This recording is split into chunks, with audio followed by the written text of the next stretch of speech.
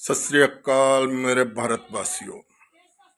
आज हरियाणा में 36 बिरादरी की पंचायत हुई, जिसमें पंजाब के भी बुद्धिजीवी थे और इतना अच्छा उन्होंने डिसीजन लिया जो कनाडा की घटना देखकर और हरियाणा में जो जाटों को बांटा गया है, इतना बड़ा डिसीजन लिया।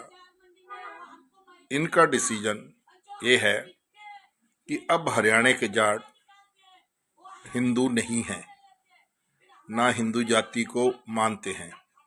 अब ये सारे हरियाणा के जाट गुरुद्वारे को, श्री हरमंदिर साहब को हाजर नाजर करके उसके अधीन अपनी श्रद्धा रखेंगे, क्योंकि ये अब समझ चुके हैं कि हमारा डीएनए पंजाब से है, लाहौर पंजाब से है और सिख जात से हम कन्वर्ट हैं। जितने भी सिंह हैं सिख जात से कन्वर्ट है, हरियाणा के हों, राजस्थान के हों, हिमाचल के हों, जम्मू के हों, दिल्ली के हों। अब इन्होंने जो डिसीजन लिया है ये पंजाब और हरियाणा के हित में है। अगर ये सारे हरमंदिर साहब को नतमस्तक होते हैं तो पंजाब दोबारा दिल्ली तक फैल जाएगा। बाद में दिल्ली को भी वो अपने हिसाब से अपने अंडर लेंगे। जीवन चलने का नाम, चलते रहो सुबह हो शाम,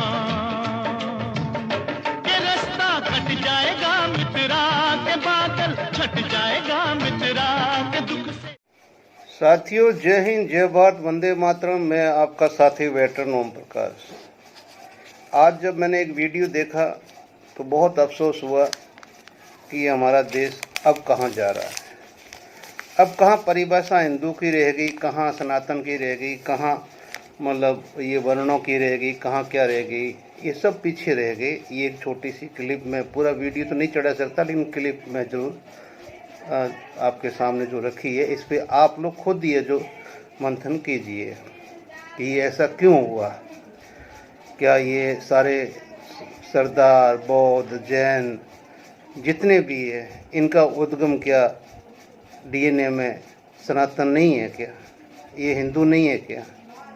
तो फिर क्यों ये बात करते हैं कि ये अब हिंदू नहीं है, हरियाणा के जाट अब सिख बन गए हैं?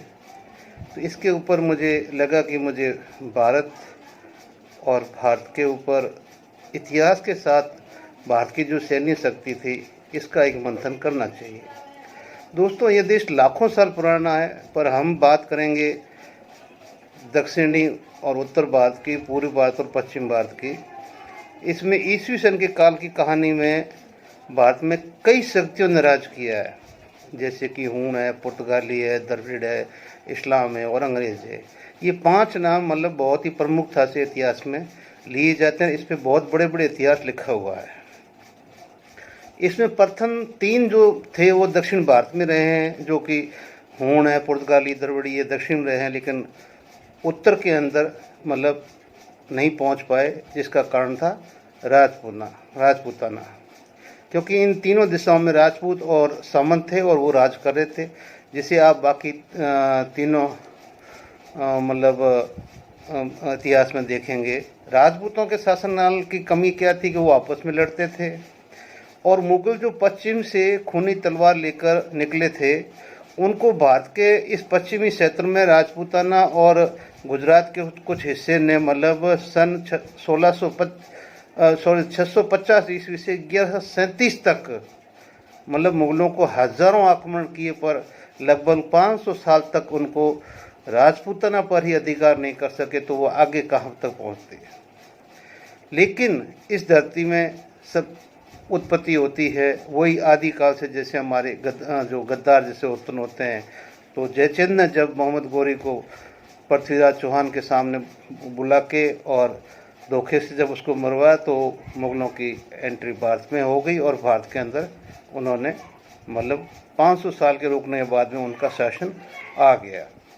मुगलों ने इतना मतलब अत्याचार किया, लेकिन राजपूत अड़े रहे, और फिर राजपूतों के साथ में जैसे इधर जो राजपूताना था जिसमें महाराणा सांगा प्रताप, गुजरात के सोलंकी शासक, महाराष्ट्र के शिवाजी, ठीक है ना, और महाराणा रणजीत सिंह जी जो पंजाब से इत्यादि से एक तरह से इन मुगलों का मतलब अच्छी तरह से संहार करते हुए कई साल लगे, लेकिन इनका अंत कर दिया।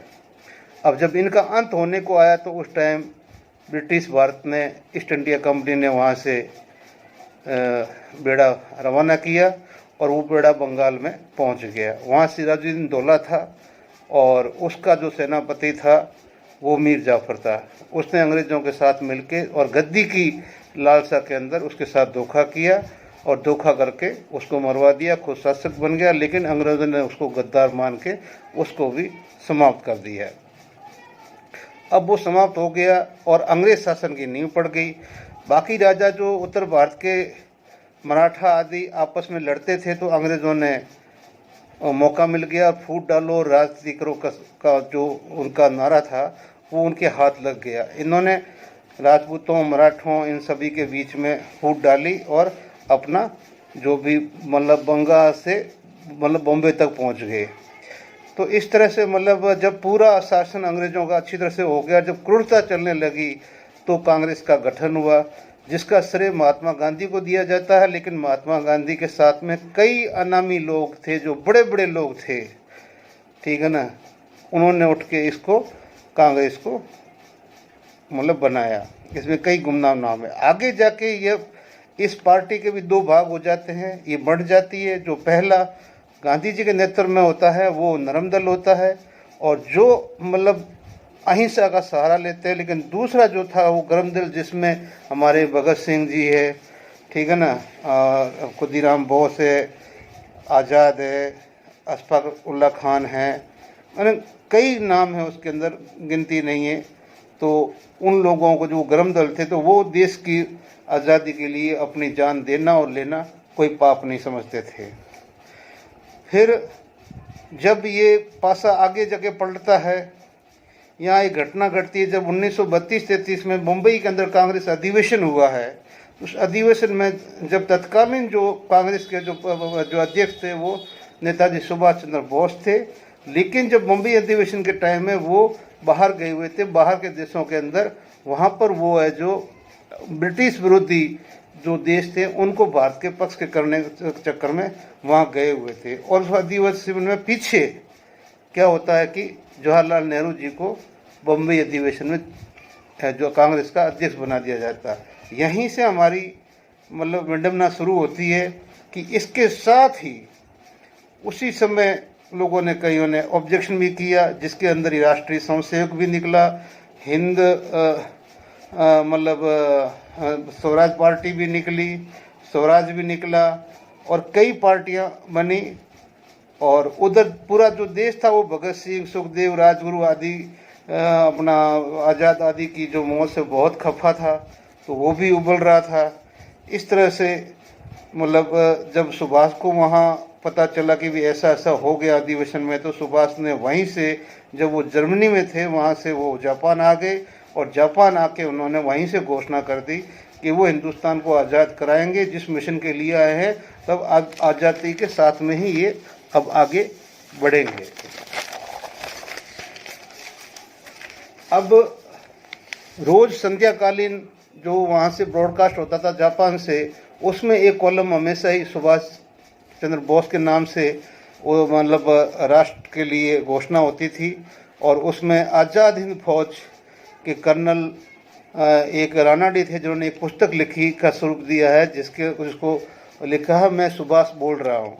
तो उसमें हमेशा ही डेली शाम को वो अपने देश भारत को संबोधन करते थे और हमेशा ही मतलब वो अपने लक्ष्य को बोलते थे कि मैं मतलब अंग्रेज़ों को बोल दिया कि आप भारत छोड़ दो और मैं भारत छुड़वा के छोड़ूंगा आपको, मैं आपको छोड़ने वाला नहीं हूँ।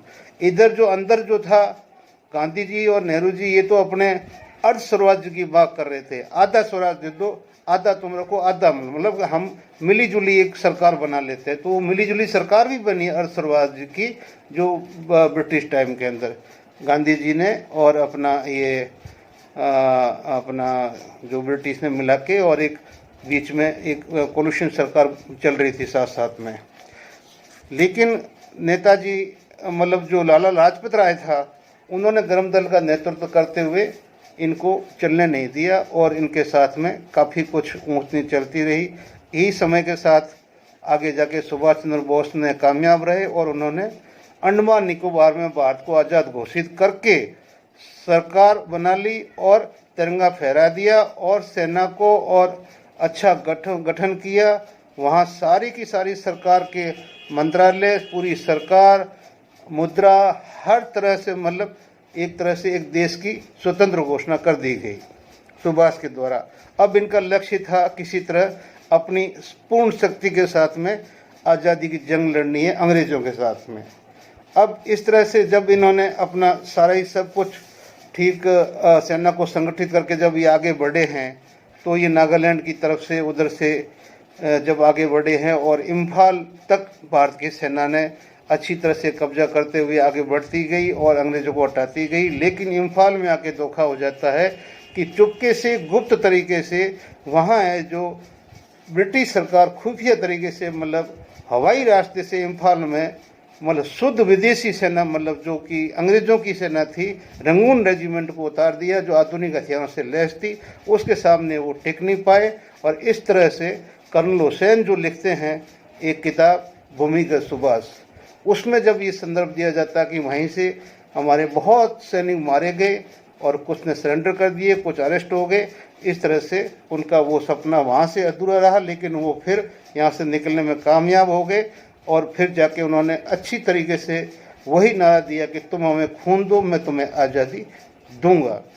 अंग्रेज़ों की रातों की नींद उड़ चुकी थी, सुभाष का खौफ था, देश के अंदर बदले की भावना थी जो कि भगत सिंह, आज़ाद और ये सब कुछ चल रही थी।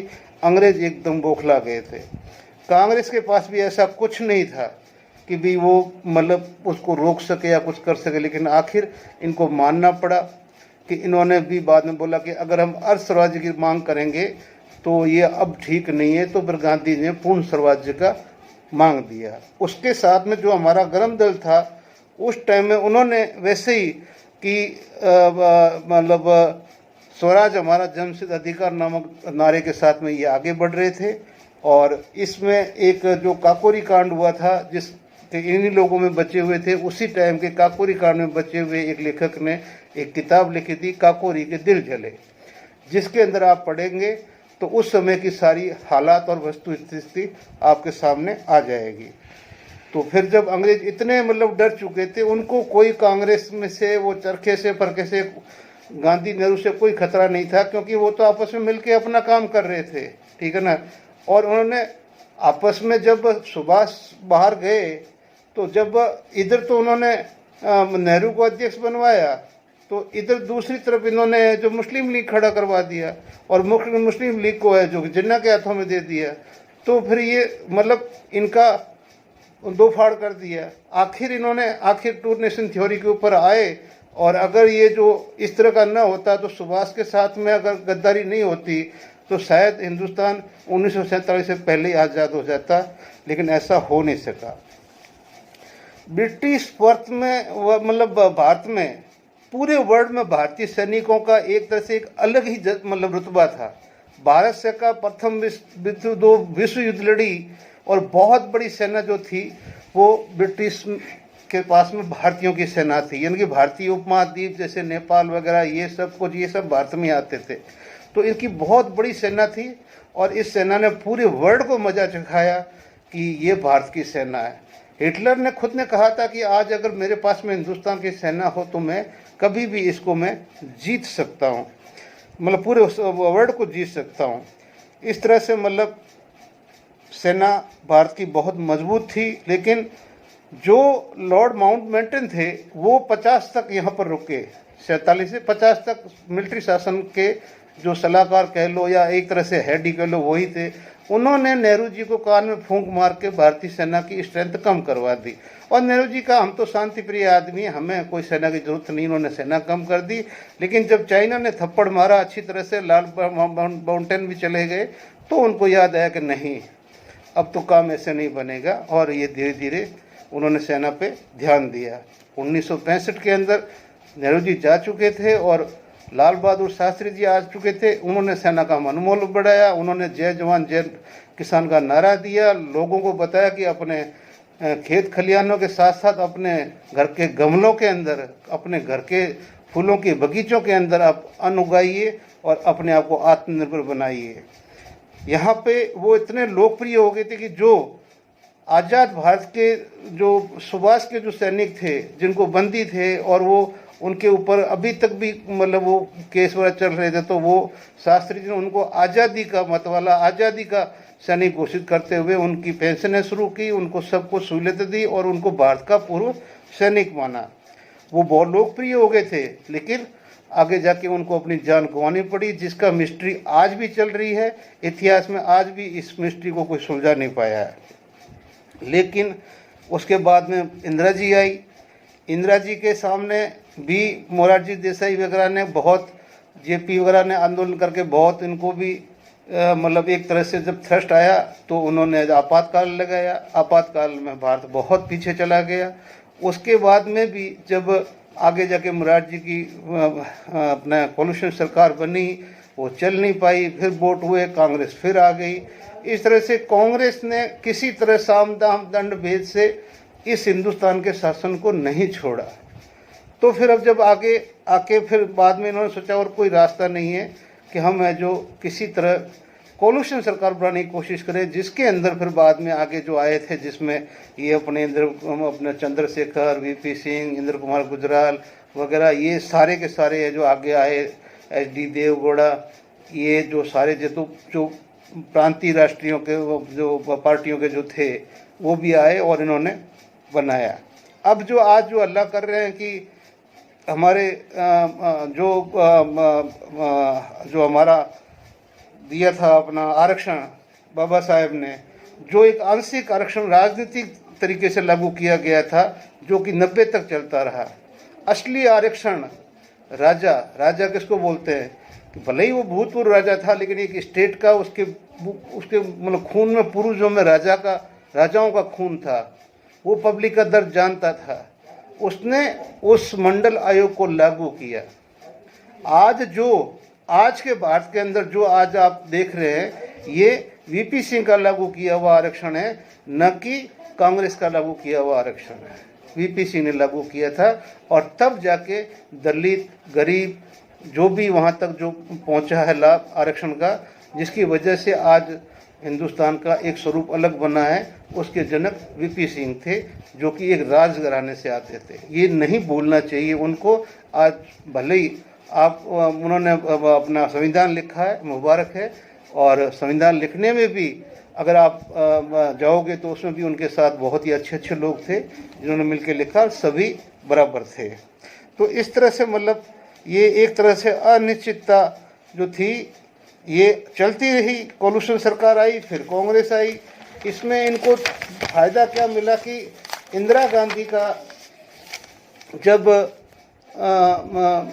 मर्डर हुआ तो पूरा एक तरह से बिल्कुल बहुमत आया। उसके बाद में राजीव गांधी का जो मर्डर हुआ तब उनको बहुत कुछ मिला। तो इस सभी का मतलब जो था सहयोग जनता की भावना का, वो रहा इस पार्टी को। और ये पार्टी है जो 2014 तक ये शासन करती रही, 13 लास्ट तक, लेकिन करती रही। इसी बीच बीजेपी ने एक दो बार कोशिश करके और दो सीटों से लेके और राम मंदिर को और राम को आगे लेके और हिंदुत्व की लहर के ऊपर इन्होंने अपना आगे एजेंडा लिया, जिसके अंदर विश्व हिंदू परिषद है, बाकी ये आरएसएस है, वो भी बन चुका था और काफ़ी मजबूत हो चुका था। और वो है जो मिला के इन्होंने आखिर जाके 2014 जब आने लगा तो इन्होंने जो अटल बिहारी वाजपेयी जो बीजेपी के बहुत बड़ा मुखौटा था, उनको पीछे करते हुए मोदी जी को लेके आ गए, नरेंद्र दामोदर दास मोदी। इनको पता था कि पड़ोसी देश पाकिस्तान के अंदर सेना की सहायता से सरकार बनती हमेशा ही। इन्होंने अपना टारगेट रखा, फटाक से इनको सबसे पहला गेम खेला, पूर्व सैनिकों को इकट्ठा करो, सेना को इकट्ठा करो। जो भी सेना के अंदर इन्होंने जो भी अंदर के खाते जो करना था, सेना को एक तरह से एक टूल बना के, पूर्व सैन्यों को टूल बना के इनको सब कुछ मतलब वो दे के मतलब प्रलोभन दे के अपने पक्ष में करके और इन्होंने अपना पहला चुनाव बहुमत के साथ जीत लिया। बहुमत में के साथ जीत लिया, उसमें इन्होंने पहले मतलब जो इनका जो काल रहा है, दौर रहा है पहले मतलब उस लोकसभा का, तो इन्होंने बहुत अच्छे काम करने की कोशिश की और लोगों की नज़रों में अच्छे हीरो बने, वर्ल्ड की नज़र में हीरो बनने की कोशिश की और सफल भी रहे। और उन्होंने बहुत अच्छा मतलब इनको एक मतलब वर्ल्ड लीडर माना जाने लगा और ये जो आगे बढ़ गए और ये दूसरे चुनाव तक आ गए। बीच में उन्होंने अच्छे अच्छे मतलब कड़े निर्णय भी लिए, वो अच्छे थे या बुरे थे उस पर मैं नहीं जाता हूँ, लेकिन ये दूसरे चुनाव तक पहुँच गए। पहली जो इनकी थी, इसमें सैनिकों को धोखा हुआ, लेकिन फिर भी सैनिकों को आश्वासन दिया गया कि नहीं, आपके साथ न्याय किया जाएगा, आप हमारे साथ रहिए। तो सैनिक है जो इनके साथ रहे और दूसरी में इन्होंने पहले से भी ज़्यादा सीटें दिलाई और बहुमत दिला के इनको बना दिया। अब जब दूसरा इनके पास में जब जो कार्यकाल आया, इसके अंदर इन्होंने जब मतलब राम मंदिर का फिर दूसरे कार्यकाल में फैसला आ गया, फिर इन्होंने मतलब एक सबसे बड़ा जो काम किया, जो अच्छा नहीं कहा जा सकता, जितने भी अपने ये थे अपने आपके करप्ट नेता, भ्रष्ट नेता, प्रांतीय पार्टियों के, उनको सभी को है जो दो के और बीजेपी में डालना शुरू किया। एक तरह से जो सेकंड जो पारी थी, उस पारी के में लास्ट में आते आते तक मतलब 35 से 40% जो हमारी भारत की संसद थी उसके अंदर बीजेपी ने उनको धोखे और अपना बीजेपी का बना लिया। अब यहाँ ये धोखा खा गया कि भी सांप तो सांप ही रहता है और मतलब आक ही रहता है, मिर्च के पौधे में आम नहीं लगता है। लेकिन ये समझ नहीं पाए और इन्होंने दूसरे चुनाव आते आते ऐसे ऐसे फैसले लिए और सैनिकों के साथ में वही तीसरा मतलब दर्जे का वो रखा, क्योंकि इनको कॉन्फिडेंस था कि यहाँ पर भारत सरकार के अंदर जो सैनिक शासन तो कभी लग नहीं सकता, क्योंकि इनको अभी तक ब्रिटिश कानून में जकड़ा हुआ है और ये ऐसा कुछ नहीं कर सकते। और इस तरह से इन्होंने तब के अधिकारियों को अपने मुट्ठी के अंदर रखा और अधिकारियों ने जवानों को रखा। जवान हमेशा ही भारत के चापलूस थे, क्यों कि अगर यही जवान अंग्रेजों से लड़के अगर भारत आज़ाद कराते तो इन जवानों का कुछ अलग मोरल होता, अलग शिक्षा होती। लेकिन जिस दिन 1947 में आज़ाद हुए थे तो ये उस टाइम लाल किले में सोए हुए बैरिकों में दारू पी रहे थे और झंडा फहराया जा रहा था। कुर्बानी दी थी आज़ादी फौज ने दी थी, या देश के वीरों ने दी थी, युवाओं ने दी थी, दिलजनों ने दी थी। तो कहने का मतलब है कि जब दूसरी पारी का अंत आने तक इन्होंने फिर एक ऐसा काम किया जिसमें आईटी, ईडी, आईबी, सीबीआई, मतलब सारे का सारा मीडिया ने हथियार डाल दिया। सब कुछ इस तरह से मतलब वो सारा ही करके और हिंदुओं को तो इस तरह से कर दिया कि ये उच्च हिंदू, ये नीच हिंदू, ये बीजेपी का हिंदू, ये आरएसएस का हिंदू, ये अपना दलित का हिंदू, मतलब जो सनातन से शुरू हुई पार्टी और एक हिंदू के कॉलम पे आ गई, सनातन को भूल गई, हिंदू पे आ गई और इस तरह से हिंदुओं को कई वर्गों में बांट गया। हिंदुओं के बांटने के साथ साथ में आरएसएस ने भी एक अपना मुस्लिम विंग बना लिया। इधर मुस्लिम जो स्कॉलर थे उनके दिमाग के अंदर भी इनकी जो आईटी सेल ने कीड़े डाल दिए कि तुम्हें 70 साल कांग्रेस ने मदरसों के अंदर बंद रखा और सिर्फ पैसे दे के दाना देते और वोट के लिए बाहर निकालते थे। और मोदी जी ने आपको कलम दी है, ताकत दी है, आपको कंप्यूटर दिया है, आपको स्किल दिए, आज आप आईएएस, आईपीएस, आरएएस वगैरह सब जो भी उच्च पदों पे आप आसीन हैं। इन्होंने वो चीज़ माना, वो चीज़ सच थी और इसलिए जो ये भी दो भागों में बंट गए, इन्होंने बांट दिया। अब आज के दिन जाके इस हिंदुस्तान में बचा है तो सिर्फ और सिर्फ एक चीज़ बची है कि 3 कौम है वो आज के दिन इस देश के ऊपर बराबर का शासन कर रही है। अब अगर तीनों में से एक को भी अगर टूट जाती है इनकी तिकड़ी तो फिर ये बोलना ना कि हम एक रहेंगे तो सेफ रहेंगे, लेकिन एक नहीं है, 3 है। इनमें से एक भी टूट गया तो ये सरकार है जो आगे मुसीबत पड़ जाएगी। और वो 3 कौन है? पॉलिटिशियन, उद्योगपति और ब्यूरोक्रेट्स के साथ में डिफेंस के अधिकारी, क्योंकि बहुत बड़ा रोल है डिफेंस का। तो कहने का मतलब कि आज ये तीन जो है ये वो कर रहे हैं, और सैनिकों का, मजदूरों का, किसानों का, जनता का मतलब वो हाल कर दिया है कि जब फॉर्मूले चेंज किए गए, जो 65% का जो महंगाई बत्ती की चीज़ें थे वो 35 कर दी, 35 वाली 65 कर दी। इस तरह से मतलब कहीं का नहीं छोड़ा पूरे देश के अंदर। आज पूरा हाहाकार मिला हुआ है, और पूरे देश में अब ये नहीं चल रहा है कि मुझे खालिस्तान चाहिए या मुझे राजस्थान चाहिए या मुझे महाराष्ट्र चाहिए, नहीं, वो नहीं चल रहा है। अब वो चल रहा है कि मैं कैसे इस सरकार से, दलित बोलते हैं हम अलग होना चाहते हैं, जाट बोलते हैं हम अलग होना चाहते हैं, ब्राह्मण बोलते हैं हम अलग होना चाहते हैं, राजपूत भी बोलते हैं हम अलग होना चाहते हैं, बनिए बोलते हैं हम अलग होना चाहते हैं। यानी जो कास्टिज्म में इतनी मतलब इनको फैला दिया कि अब सब बोल रहे कि हम तो अलग होना चाहते हैं। भाई अब क्यों होना चाहते हैं ये तो भगवान जाने, लेकिन अब वो कोई जमीन नहीं मांग रहे हैं, वो इस सरकार से तंग आके बोले हम अलग होना चाहते हैं। कि कहीं न कहीं ये सरकार इस पूरे देश को धर्मनिरपेक्ष एक भारत की स्थापना विश्व में करने में सरकार असफल रही है। आज राम मंदिर कहीं काम नहीं आया, इनको अक्ल आ गई, बहुमत से नीचे ले आए। लेकिन अब जिस ट्रैक पे अभी 1 साल से, जैसे अभी एक सबसे पहला एग्जाम्पल देता हूँ कि मोदी का परिवार, अब आप सीधा आ जाइए आईटी के ऊपर, फटाक से अपना नाम नंबर वगैरह सब कुछ जो भी डालना डालिए, अपना सीधा आईडी कार्ड बनिए और गले में डाल लीजिए बीजेपी का परिवार। गलती हो भी गई तो आपको पुलिस इंस्पेक्टर वगैरह तो बीजेपी का परिवार है। तो कहने का मतलब है कि ये कहीं न कहीं मतलब गड़बड़ है। तो जो भी है कुल मिला के अब इस देश की जो भविष्य है, ये भविष्य इन 3 के हाथ में है।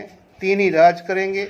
आगे क्या होगा क्या नहीं होगा पता नहीं है। साल 4 पड़े हुए हैं, 4 साल में इस देश का भविष्य किधर जाएगा कुछ नहीं पता। मुद्रा स्फीति में आज डॉलर में सबसे नीचे रुपया हमारा है, भूखमरी में सबसे नीचे हम हैं, ठीक है ना। अंतर्राष्ट्रीय मुद्रा लोन में हम सबसे नीचे आ गए हैं। चाइना का दुश्मन मानते हुए चाइना का सारा माल हम खपा रहे हैं। और कहने का मतलब है कि जो चीज़ें सरकार में घटित होती है वो कभी पब्लिक में आती नहीं है। पब्लिक जो मीडिया है पूरा ही पेन डाउन कर चुका है। जो भी स्क्रिप्ट होगी वो गवर्नमेंट पास करेगी, वही मीडिया बोलेगी।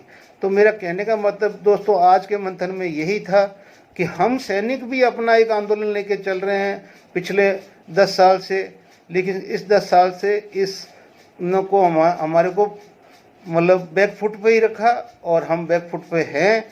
आगे क्या होगा मैं नहीं जानता, लेकिन मुझे पूरा भरोसा है कि अब इस देश को बचाने के लिए देश के खुद के जो नागरिकों को आपस में अपनी कम्युनिटी में सब कोई वो भेदभाव भुला के कि हम सभी की कास्टों के अंदर अगर उच्च कास्ट का जो गोत्र है वही मतलब एक दलित का गोत्र क्यों है, क्या वो समझता नहीं कि मैं इन्हीं के बीच में से आया हुआ हूँ। आप कभी भी किसी भी का गोत्र ले लीजिए, अगर गोत्र लेते हो तो सब उच्च कास्ट के हैं, नीच कास्ट का कोई है ही नहीं। वो तो सिर्फ वर्णों में जब काम बांटा गया उस काम में जिसने जो काम अपनाया कहा, अरे क्या आज मैं ब्राह्मण हूँ, मेरे घर के अंदर मान लो ब्यूटी पार्लर चल रहा है तो मैं वो अपना नाई वाला काम नहीं कर रहा हूँ।